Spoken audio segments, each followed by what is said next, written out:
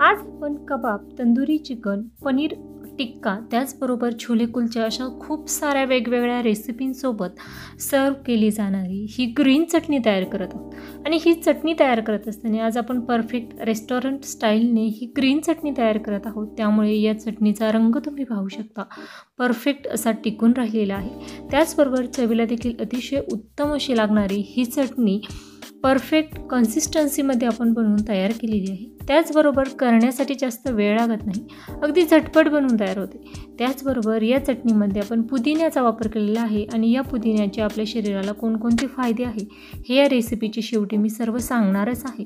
त्यामुळे रेसिपी कुठेही स्किप न करता अगदी शेवटपर्यंत नक्कीच पहा।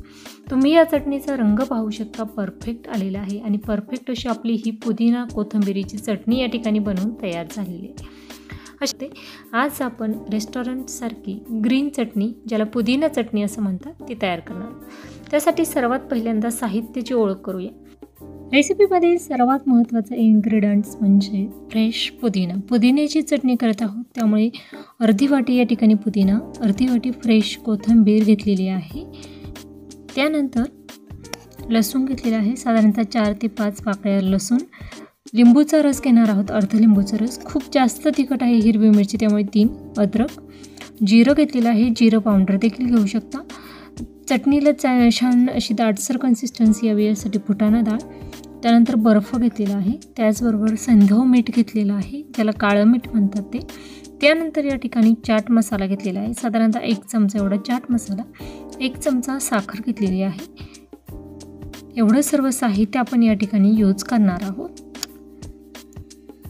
सुरुवातीला मिक्सरच्या भांड्यामध्ये आपण या ठिकाणी पुदिना टाकलेला आहे। पुदिना स्वच्छ धुवून घेतलेला आहे। त्यानंतर कोथिंबीर देखील स्वच्छ धुवून घेतलेली आहे। कोथिंबीर या ठिकाणी तुम्ही नंतर चटणीचा रंग पाहून थोडंसं प्रमाण देखील या ठिकाणी वाढवू शकता। त्यानंतर अद्रक टाकलेला आहे। आता ही जी चटणी आहे ना, ती थोडीशी तिखट असते, त्यामुळे तुम्ही तिखटच्या अंदाजानुसार हिरवी मिरचीचं प्रमाण देखील वाढवू शकता। या हिरव्या मिरच्या खूप जास्त तिखट होत्या, त्यामुळे मी 3च वापरलेले आहे। त्यानंतर लसूण टाकलेलं आहे, त्याचबरोबर जिरं देखील टाकलेलं आहे। जिरं या ठिकाणी सगट न वापरता तुम्ही जिरं पावडर देखील वापरू शकता। त्यानंतर दाटसर कन्सिस्टन्सी येण्यासाठी फुटाणा डाळ टाकलेली आहे। त्यानंतर साखर टाकलेली आहे। त्याचबरोबर या ठिकाणी मोठ्या 1 चमचा या ठिकाणी सैंधव मीठ, काळं मीठ टाकलेलं आहे। आपण जे रोजचं वापरातील मीठ आहे त्याचा वापर न करता या ठिकाणी सैंधव मिठाचा वापर करणार आहोत। त्यानंतर चाट मसाला टाकलेला आहे, साधारणतः 1 चमचा एवढा चाट मसाला टाकलेला आहे। आता थोडंसं पाणी टाकून हलकंसं अगोदर आपण तळून घेणार आहोत। त्यानंतर लिंबूचा रस आणि बर्फ टाकणार आहोत। तुम्ही सुरुवातीलाच यामध्ये लिंबूचा रस आणि बर्फ लगेच टाकला तरीही चालणार आहे, परंतु पाण्याचा अंदाज घेण्यासाठी मी सुरुवातीला थोडंच पाणी टाकलेलं होतं। त्यानंतर यामध्ये लिंबूचा रस टाकत आहे, साधारणतः अर्ध्या लिंबूचा रस टाकलेला आहे।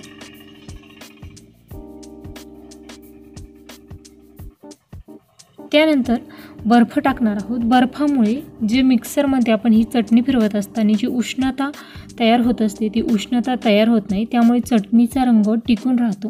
यासाठी यामध्ये बर्फाचा वापर करायचा। त्यानंतर आवश्यकतेनुसार थोडंसं पाणी टाकणार आहे। त्यानंतर एकसारखं मिक्सर अगदी 2 ते 3 मिनटं आपण चालू ठेवून छान अशी ही दाटसर हिरवी चटणी या ठिकाणी वाटून घेतलेली आहे। त्यानंतर कलरच्या आवश्यकतेनुसार थोडीशी फ्रेश कोथिंबीर मी पुन्हा यामध्ये टाकलेली होती आणि अगदी परफेक्ट अशी या ठिकाणी हिरवी चटणी बनवून आपली तयार झालेली आहे। तुम्ही पाहू शकता, छान अशी हिरवी चटणी तयार झाली आहे। ही हिरवी चटणी वाटून घेत असताना एकाच वेळी जास्त पाण्याचा वापर करू नका। चटणीची कन्सिस्टन्सी लक्षात घेत त्यानंतर त्यामध्ये थोडा थोडा करून पाण्याचा वापर करा। ही पहा, परफेक्ट अशी हिरव्या रंगावर आपली ही चटणी या ठिकाणी बनवून तयार झालेली आहे। पुदिना चटणी आहे। ही पुदिना चटणी आपली शरीरासाठी खूप फायदेशीर आहे। त्याचबरोबर रोजच्या आहारामध्ये देखील पुदिन्याचा नक्कीच समावेश करावा। जे पोटांचे विकार असतात ते सर्व दूर होण्यासाठी या पुदिन्याचा उपयोग होतो। त्याचबरोबर हाडे मजबूत करण्यासाठी, त्याचबरोबर यामध्ये खूप सारा मॅग्नेशियम असतं, त्यामुळे या पुदिन्याचा खूप सारा फायदा आपल्या शरीराला होतो। हे पहा, त्याचबरोबर आपल्या शरीरातील शरीरातील जे कोलेस्टेरॉल आहे ते नियंत्रित करण्यासाठी देखील पुदिन्याचा खूप सारा उपयोग होतो. त्यामुळे पुदिन्याची चटणी आहारात आठवड्यातून एकदा किंवा दोनदा नक्कीच समाविष्ट करा. त्याचबरोबर पुदिन्याची पानं रोज एक पान खाणं देखील शरीरासाठी खूप फायदेशीर आहे. त्वचेचे जे विकार असतात ते सर्व विकार देखील या पुदिन्यामुळे दूर होतात. त्यामुळे शरीरासाठी खूप बहुगुणी असणारी ही पुदिना चटणी आहारामध्ये नक्कीच समाविष्ट करा. त्याचबरोबर चवीला अतिशय उत्तम लागते. त्याचबरोबर आपण कबाब असेल किंवा तंदुरी असेल, तंदुरी चिकन, त्याचबरोबर पनीर टिक्का असेल, अशा खूप साऱ्या वेगवेगळ्या रेसिपींसोबत ही पुदिना चटणी सर्व करू शकतो. अगदी छोले कुलचा आपण जो तयार करतो त्यावर देखील वरील ही चटणी आपण जेव्हा टाकतो तेव्हा ती रेसिपी अगदी चवीला उत्तम अशी लागते. त्यामुळे आज ही आपली ग्रीन चटणी या ठिकाणी बनवून तयार झाली आहे. अगदी रंग परफेक्ट आलेला आहे. त्याचबरोबर दाटसर कन्सिस्टन्सीमध्ये आपण ही पुदिना चटणी या ठिकाणी बनवून तयार केली.